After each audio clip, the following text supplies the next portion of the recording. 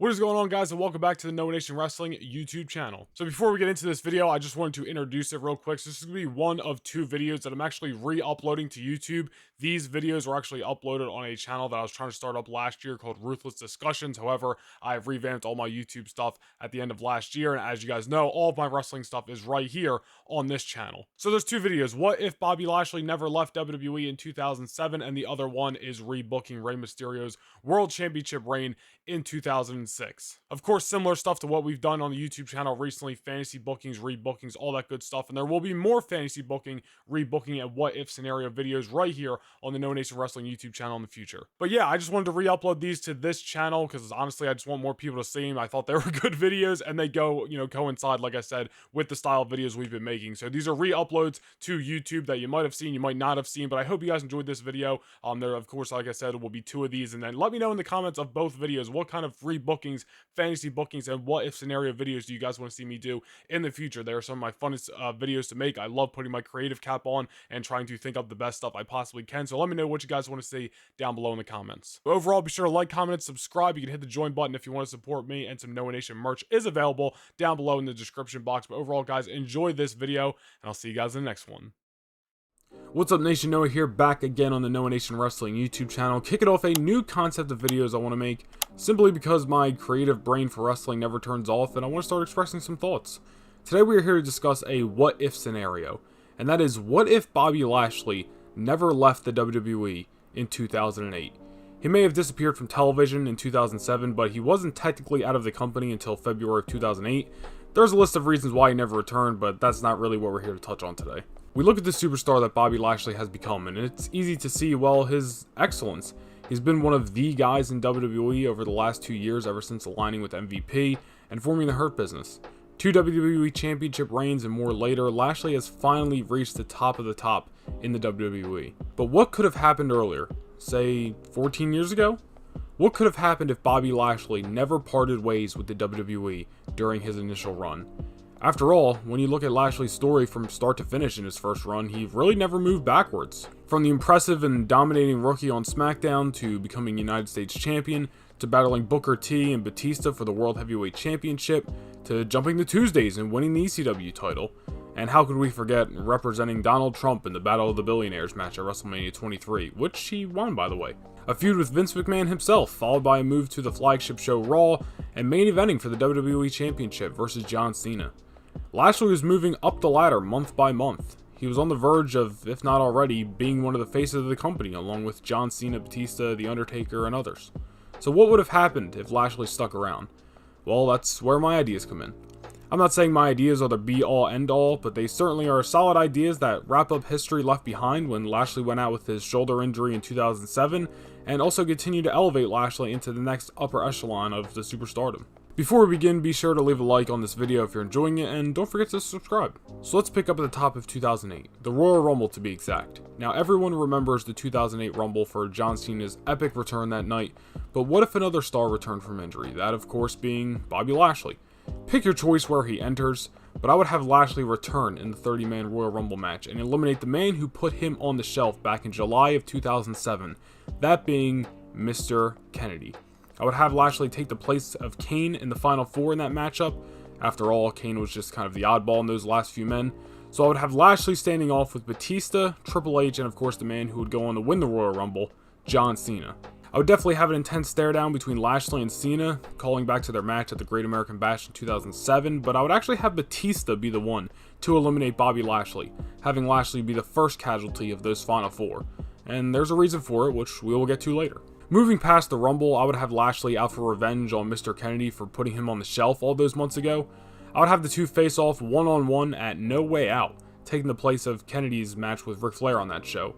And I would kind of just have Kennedy's motive for taking this match be that he wants to take Lashley out again, but this time for good. I would have Lashley win at No Way Out, however, Mr. Kennedy would get the last laugh that night, as he would recruit somebody who had unfinished business with Lashley from almost a year ago, that being Umaga.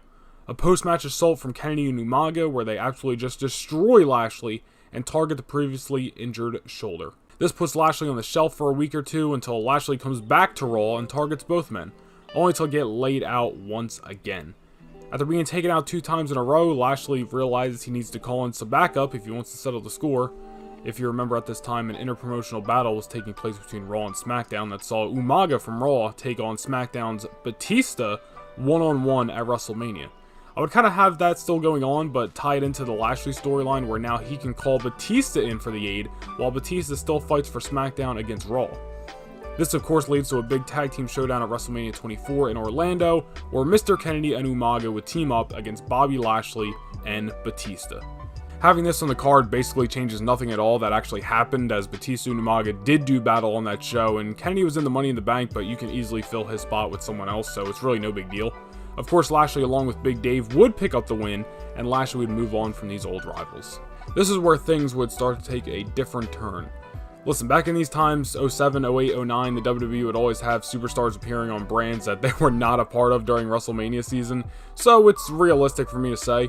On the Raw after WrestleMania 24, I would have Lashley and Batista team up one more time, just for fun, against, say, Cody Rhodes and Hardcore Holly, or Crime Time, or Cade and Murdoch, or a bigger name like JBL, and fill in the blank. Doesn't matter, any duo will do. Lashley and Batista would pick up the win. After the match, Bobby Lashley would turn on Batista, nails him with a spear, throws him out of the Raw ring, his brand's ring, standing alone in his own spotlight. The next week, I would have Lashley's explanation be he is tired of being the quote-unquote next guy up under John Cena, Triple H, and even Batista. He doesn't forget that Batista was the one who ruined his Royal Rumble return by eliminating him, and he has been more than ready to kick everyone to the curb, including the audience, to finally get the spotlight and respect he deserves. Of course, Batista would be pissed off at Lashley, so he shows up on Raw looking for a fight. After an old brawl at ringside and chaos just absolutely ensuing, Raw General Manager William Regal would ban Batista from Raw events for the foreseeable future and send him back to his own brand, SmackDown. After that, I would have Bobby Lashley just start dominating Raw for a while. I would have him defeat Chris Jericho for the Intercontinental Championship at either Backlash or Judgment Day that year, and he would just be a beast, kind of like how he's been the last few years. The WWE Draft would take place as it did in real time on Monday, June 23rd, 2008. On that night, just like he did, I would have Batista drafted to Raw. With Batista being drafted to Raw and now an official member of that brand, that of course lifts his band to appear on that show. That following Sunday, of course, was Night of Champions, and I would do something similar to how it played out. Of course, then it was Chris Jericho losing the Intercontinental Championship to Kofi Kingston due to distraction from Shawn Michaels, but I would change it up to fit my story. I would have Bobby Lashley lose the title to Kofi Kingston due to distraction from the animal, Batista. This helps reignite the feud, as the two have unfinished business from a few months prior. I would have the two look to settle the score in a one-on-one match at the Great American Bash. You can fill someone else in Batista's original spot to face CM Punk on that show, and I would have Lashley pick up the win at that event. We move on to SummerSlam 2008, where I would still have Batista move into his blockbuster feud and match with John Cena for that show, and I would have Lashley seemingly just take the role of JBL and challenge CM Punk for the World Heavyweight Championship. Now, I do think a run with the big gold belt may be in Lashley's future, just wait to see later, but I would have CM Punk retain his title here and leave SummerSlam with the gold.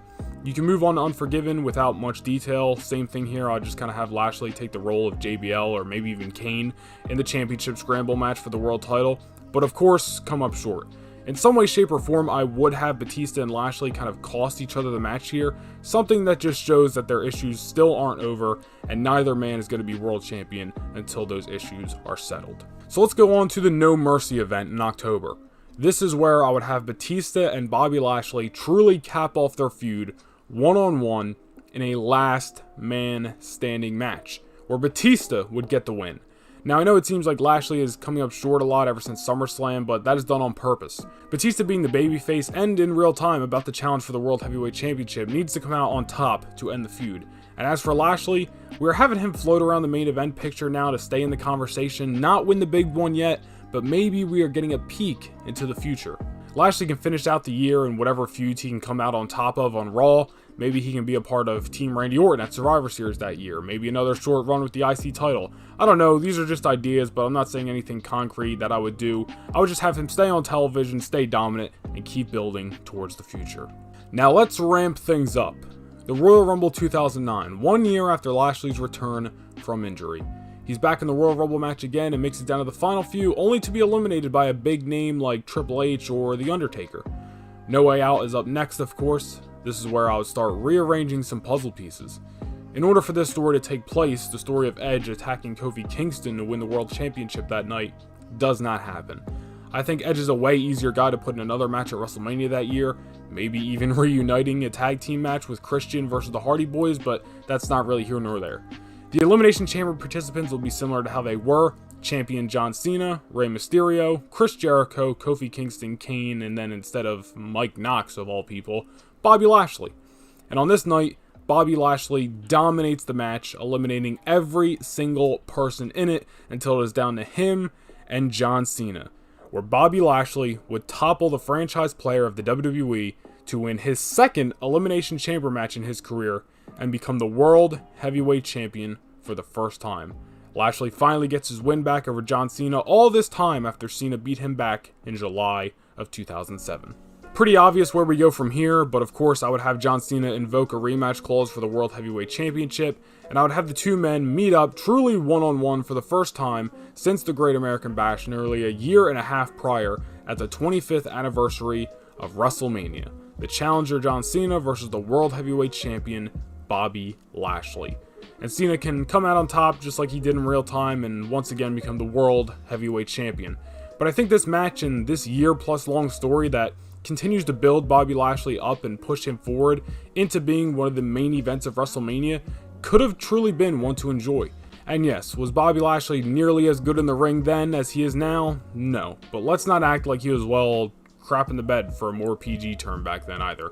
Lashley could hold his own, and returning in 2008 only to continue to climb the ladder of success like he was from 2005 to 2007 only would have progressed Lashley more in terms of an overall performer. And where Lashley goes from here, pick your poison. I'm not here to fantasy book Lashley's entire make-believe run in the WWE from then till now. I'm only here to provide, as I mentioned, the what-if scenario. I believe what I wrote progresses Lashley 1 month after the next on his way to becoming one of the faces of the WWE, like Batista and John Cena. So let me know down below if you enjoyed this story. I have some more ideas planned, so if you did enjoy it, be sure to leave a like and hit subscribe. Let's get this Noah Nation Wrestling channel off the ground, and let's make it one of the most popular wrestling channels on YouTube. Thank you guys for watching, thank you guys for listening, and I'll talk to you guys in the next video. Peace.